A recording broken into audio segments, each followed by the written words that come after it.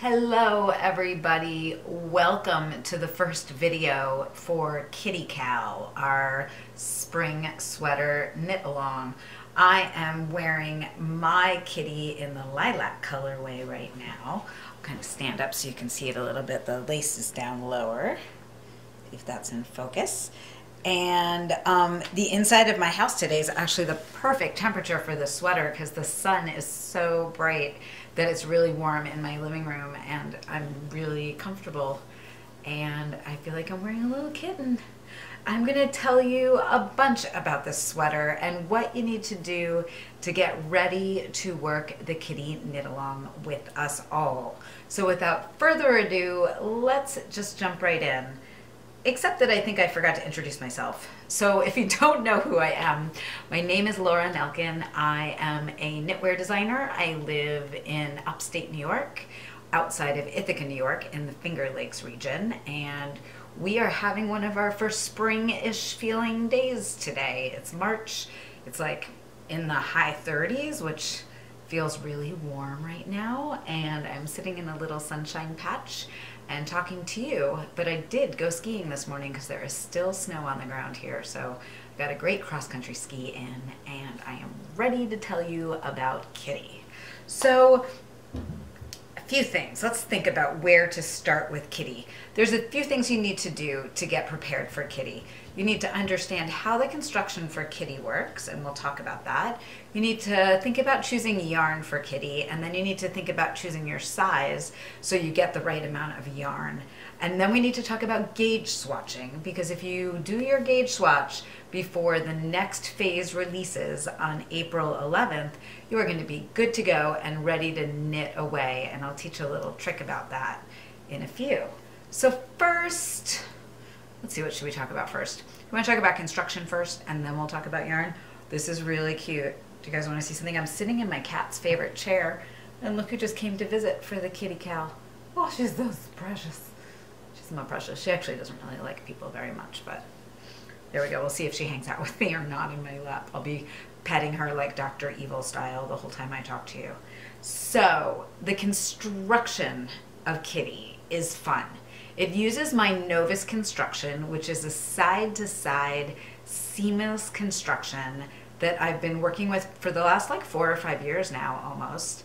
And then you also get to work in the round. So what happened with Kitty is I've been working things flat for quite a while, at least sweaters anyway, and I started to really crave working some lace in the round, which is a really fast, fun way to work lace. So I found a way to combine working the Novus construction and still getting to work in the round. And what happens is you cast on at the right sleeve over here, and you can see the cat as I'm doing this. This is going to be really funny today. I cast on over here at the sleeve, and you work the sleeve flat up to the shoulder point. And then at the shoulder point, I'm gonna have to stand up and, oh, sorry guys, kick her off my lap for a second. Do you guys see that side panel right there? What you do is provisionally cast on stitches for the front and the back of the sweater. And then you have these very long rows where you're working basically, I'm gonna be moving to show you this, across the front and then up over the shoulder and then down the back, right? But you're only casting on enough stitches to get to this point right here on the sweater. And when we get to phase 2 and we do that, we'll talk about where you want that point to be on your body, because that might be a little different for you than it is written in the pattern. And all those measurements are in the schematic, so you'll be able to follow them closely. So then you work across the shoulder, and you work across, I just sat on her, sorry. You work across the shoulder to the neckline split, and then you have your stitches that you work for the front across doing the neckline shaping, and then the stitches going across the back. So you have 2 balls of yarn working at that point. And then you rejoin for the left shoulder and work those long rows again. They're not that long because you're working almost like a shrug or a bolero. And then when you've worked your left shoulder, you put the stitches for the front and the back on a holder, and you work the sleeve arm out and then bind off at the end. So then you have this kind of like crazy flat thing. And this week I'm going to do a blog post for you which breaks down those shapes into pieces so you really understand the construction, because I know my words might not be showing you the shapes exactly so that you can see them. So there will be a blog post coming out for that. And then what you do is fold that piece at the shoulder points, and you end up working, I'm gonna have to stand up again and she just got back in my lap. You end up working these side panels going up right here. So what you do is you take your provisional cast on out of the front and you put those stitches on a needle, and the provisional cast on out of the back and put those stitches on a needle. And then you pick up stitches along the sleeve. It ends up being one stitch in every other row on the sleeve. And then you work this side panel, so let's make sure that's showing up, back and across like that, binding off a stitch from the front and binding off a stitch as the back as you work it. And you can see that that's a reverse stockinette stitch panel going up right there. And you work that all the way up underneath the sleeve, and there's a little bit of decreasing down at the bottom of the sleeve, and then you bind off those stitches. And you've made a little sweater, like a tiny little adorable bolero, I guess you would call it. And then the next step is that you pick up stitches all the way around that bolero and you work down in a lace panel. And this is the place it's really easy to make your sweater longer if you don't want a shorter sweater like I've been wearing lately. So you can just keep going down with this repeat as long as you want. You could do some increases in that stitch repeat if you were like, I want a tunic and I want it to go really long. Just keep in mind that if you're going to do any major changes, if you're like, I know I want to make it like 5 inches longer and I know I want the sleeve to be longer, buy extra yarn. That's really important. Just kind of like size up the yardage requirements a bit, because you don't want to run out of yarn because you may decided to make some modifications to the pattern. Interestingly, the other day I was at Four Pearls Yarn Shop and somebody asked me if I was like offended when people make modifications to my designs, and I actually find it really inspiring and exciting, and I love when people make modifications. I am not offended at all. What that tells me is that you understand the construction really well and you're making your own changes to make that sweater fit your body well, and that's really exciting to me. So don't ever feel like I'm going to be offended if you make some changes to a design of mine. Like, you could try a totally different lace pattern on the bottom if you wanted to. I think one of my friends, Melanie, is working on doing that right now, thinking about how she can do a completely different lace stitch on the bottom. I'm really excited to see it. And she also talked about adding beads, which is crazy but awesome. And I love it. So that's the construction in a nutshell, and I will put a link to the blog post when that's ready for you if you want to see the pictures of that construction. The next thing to talk about is yarn. I do have kits for Kitty that use, I'm just leaning over, I have lots of supplies over here. They use Neighborhood Fiber Company Capital Luxury Lace and Neighborhood Fiber Company Loft, which is a 60% kid mohair silk, and then the luxury lace is a 80 wool, 10 cashmere, 10 silk. The fabric that these two yarns make together is absolutely stunning. It is a little bit on the warm side, so this sweater when I was in Florida was very comfortable when we were in the 60s, and it was a bit hot when we were in the 80s. So I would say you should know that if you live somewhere that's very warm most of the year, you might want to stay away from it. That said, if you live somewhere very warm and you're always in air conditioning, you're probably going to be really, really, really comfortable in this. So you know what kind of works for you and the environment that you're in, and then just choose something that makes sense for you. So I've got kits up in my Etsy shop. There's 6 different colorways. I believe one of the colorways, unfortunately, has already sold out. Those kits come with this absolutely adorable bag that I had made. That I took my Lola's Choice logo and I turned it into a kitty. Isn't that adorable? So that bag will come, and along with the yarn for the size that you're making, you will also get, I feel like I'm doing like a Ginsu Nice commercial, and there's more. You'll get the world's cutest little cat-shaped yarn snips. I basically went and tried to find things that were like cat related for you. So you got some yarn snips that are cat shaped, and then I also got 2 stitch markers in each kit that are shaped like little cats. Here, I'll put it on my hand so you can actually see it. They've got little ears just like my logo has.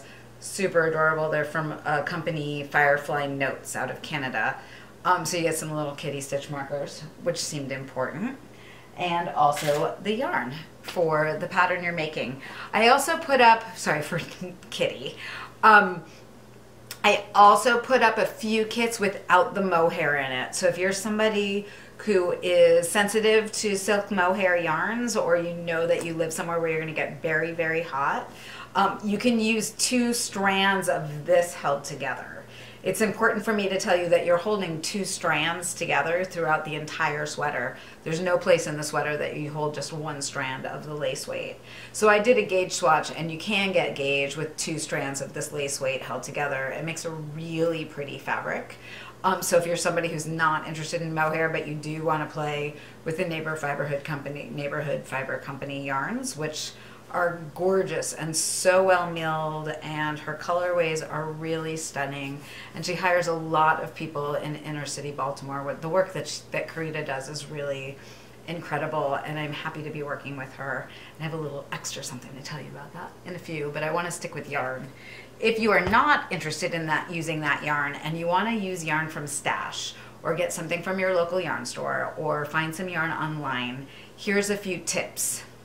I always suggest to people, if you're not sure a yarn is going to work and you're going to be able to get gauge, to audition your yarns. So if you're lucky enough to have a yarn in Stash that you think might work, like let's say Anzula Vera, which is a silk linen sport weight yarn, if you have a little bit in Stash, grab that and do a gauge swatch and see, 1, if you can get gauge, and 2, if you like the fabric at that gauge. Because you might be able to get gauge but say, oh, I'm not really that interested in that fabric. So those are 2 things you need to think about. Vera, or a sport or a DK weight yarn, I would hold singly for this pattern. So you won't be holding it double, which means you'll need half as much yardage, right? Because you don't need 2 strands of the lace weight held together. You need just 1 strand. Or if you're going to hold 2 strands of a yarn together like Anzula Breeze, which I know some people are trying to do, again, do a gauge swatch and see if you can get that. And we're going to talk about exactly how to do gauge in a second. So we'll talk about that a tiny bit more, but those are the tricks for looking at other yarns. I can tell you that if you go with the capital lace mohair, or you go with just the capital lace, I've done the swatching, and I'm pretty sure you'll be able to get gauge, because I was able to get gauge. And I guess I had 9 test knitters, and I would say 6 of them used similar yarns to me, and they all managed to get gauge beautifully. So nobody really had a challenge with that. Let's see, I'm going to check my handy dandy clipboard for a second to make sure I cover everything. Okay, so we've talked about yarn, and now we want to talk about choosing your size, which is actually really easy. Kitty is designed with 6 inches of positive ease. So what you want to do, and I'm going to show you this, is measure yourself at your full bust. So that is the fullest point of your bust. Sometimes it's a little easier to have somebody else do this for you. I know that I've got about, let me try and get that even, about a 34-inch full bust. So that put me a little bit in between sizes, and I ended up going with the extra small for this. So you can see it's got quite a bit of ease on me, which makes it fit really beautifully and a little more loosely. The green sweater that I'm wearing in some of the photos is an extra small, and that one you can like see my bust a little more, the shoulders are a little more fitted. Still works really well. So you can look at the sizing and decide how much ease you want your sweater to have, and then choose a size that is appropriate based on your full bust measurement. And then ask in the Ravelry group if you're not sure what size to make. Be like, this is my full bust. I land in between these 2 sizes. What do you think I should choose? We are more than happy to help you decide on a size that will make sense for your body and your style. Like, you might know you like to wear things a little looser, or you like to wear things a little more fitted, right? You get to make some decisions here. Next, I need to remember to breathe in between these. I'm like rushing through to not make your video too long. Buffy keeps looking at me from the stairs because she wants me to come play with our little cutie. Okay, so working gauge swatch. Interestingly, normally when I design, I have my gauge swatches that I can go grab to show in videos, but in this case, you get to cast on for the sleeve as your gauge swatch. So my sleeve became part of my sweater, and I don't have it to show you. So I knit up a sample of one with some leftover yarn last night. This one's actually a little bit on the narrow side. I just wanted it to fit into the frame. And I didn't knit the whole length of the sleeve. The sleeve for the smaller sizes is 6 inches long. And I really would love if you would knit a gauge swatch that long. What's great about that, and the sleeve pattern is included, the sleeve stitch counts are included in the pattern, so you have that first part of the pattern all ready to go when you sign up for the Kitty Knit Along. Work the sleeve for the size you think you should make with the needle size that you think makes the most sense for you. So if you know you knit loosely, go down a needle size from the suggested needle size for gauge. And conversely, if you know that you knit tightly, go up a needle size for that for a sleeve swatch. And then after you've knit your sleeve, you want to wet your sleeve. Normally I put it onto scrap yarn and I don't leave it on my needles. You want to wet your sleeve and treat it just like you would block your sweater. So like some warm water, lay it down flat until it's dry or almost dry. And then this is really important. And this is actually all written out in the tips and tricks thread in my Ravelry group. So if you want to read this word for word, it's all written out for you. What I do, Buffy's like raging around the house. What I do is I take my sleeve and then, whoops, this is gonna get funny trying to show this. I take some Wonder Clips or some other kind of weight, and I might actually need to put it on my lap to do this well.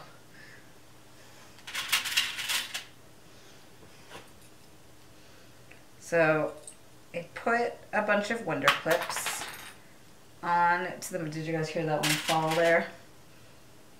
Onto the bottom of the sleeve, and then I hang it sideways with that little bit of weight. And again, you might want to take it off your needle and just put it on scrap yarn. With the weight, I hang it off like the side of my ironing board or off the side of my kitchen counter with some books kind of weighing down the top end. And what that's going to do is simulate the weight of the fabric hanging off your shoulders, and it's going to give you an accurate row gauge, because for the novice constructions, since you are working side to side, row gauge matters much more than stitch gauge. So you want to match stitch gauge, and then, sorry, you want to match row gauge. Whoops. You want to match row gauge, and if your stitch gauge is a little bit off, I can teach you how to add some stitches, and we'll talk about that because stitch gauge affects length, and that will be in the tips and tricks section for phase 2, because that's where that will start to affect you as you work the rest of the pattern. So you'll take that, you'll dry it, and then so you'll take that and you'll let it hang overnight, and then you'll take it off from wherever it's hanging and take the weights off. And then before you measure it, you want to bat it around a little bit like a kitten, just to like let all of those stitches kind of reline back up again. And then you'll lay it down flat and measure it, knowing that row gauge is more important than stitch gauge. Again, if you have any questions about this, ask in the Ravelry group. We are more than happy to help you and make sure that you're on track with this step. And that's all written out in the tips and tricks thread. So once you get gauge, you will have a sleeve knit for your size, and you are all ready for phase 2, which launches on April 11th. When phase 2 launches on April 11th, you are gonna get the whole pattern. So the first time that we did this with Poke and Knit Along, some people just kind of like worked up to each phase, and I said like what's included in that phase, and then they would go work on other things and then work the next phase. Some people just wanted to keep knitting, but you know what all the phases are in your pattern, and you can take pictures along the way, so you can still enter the giveaways for each phase even if you've already done them. That's totally okay. And again, ask questions if that's confusing. What's fun about this is you don't have to wait for the next step if you don't want to wait. But if you follow the schedule as I've set it up, you're gonna have a finished sweater by like the 1st or 2nd week of May, which is great. Like you'll really have this ready for spring, which I love. So that is how to work a gauge swatch. And finally, let me drop that over there. The last thing I want to show you is the prize for phase 1. So, to successfully complete phase 1 of the Kitty Cal and be eligible for the prize, you need to decide what size you're making, you need to decide what yarn you're doing, and you need to have a successful gauge swatch. When you've done those 3 things, post with a photo of your successful gauge swatch in the phase 1 thread that I'll have set up in the Ravelry group. It's where this video is going to live. And you could win something that's pretty awesome. And I want to admit something about this. I actually bought this for my friend Debbie for her birthday. And like 2 weeks ago, she was over for movie and popcorn night. And I asked her if she wanted her birthday present early. And she said no, that she could wait till the next time she saw me. Well, her birthday was last week and I was in Florida. And this morning, when I was deciding on the prize, I decided that Debbie's birthday present was an amazing prize. So I'm gonna buy Debbie another one, and I don't think Debbie's doing this knit along, so maybe she'll never know, unless one of you guys tells her, but I don't think you will. So many of you know my friend Robin from Made in My Backyard, but I got Debbie in January this really amazing bag from Robin. These are all hand printed and hand sewn, and they have Aurora Shoe Company leather handles, and it's got like gray and blue and then these awesome like copper little blocks on there. I love the way that Robin plays with shape and colors, and then it even has a little pocket on the inside and Robin's tag. So the winner of phase 1 gets a Mimby tote, which is pretty awesome. And you guys might have to help me find another one for Debbie. Like when Robin has an update, I'm gonna have to be really on it and find a good one for her, because this one was very Debbie, but some others of Robin's will be very Debbie as well. Sorry, Debbie. I hope you guys like your prize. It's pretty special, especially since I chose it for one of my best friends. And then I'm not giving it to her. So that is the prize. If you have any questions, you can leave them in the show notes. In the video or over in the Ravelry group. I'll have those threads all set up for you. I am happy to help you get going with your kitty. So there were 2 things I wanted to tell you about that I forgot to mention.